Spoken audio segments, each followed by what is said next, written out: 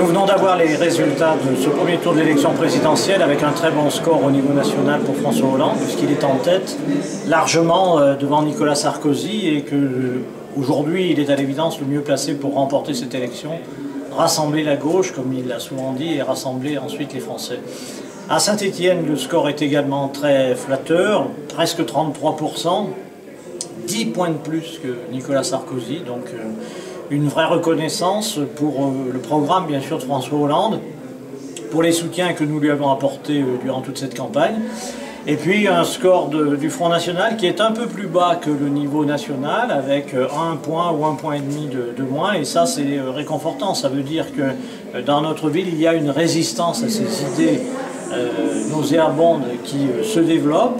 et qui nous permettent effectivement de progresser dans le futur, nous permettront de progresser pour des vraies résolutions des problèmes que se posent parfois les gens qui votent Front National. Je pense aux problèmes de sécurité, aux problèmes de précarité,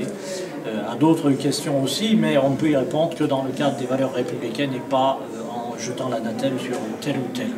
Donc voir ces idées un peu plus basses à Saint-Étienne est un point positif. Il nous faut maintenant préparer le deuxième tour. Je pense que tout le monde doit se rassembler, toute la gauche bien sûr, mais aussi tous ceux qui croient dans le progrès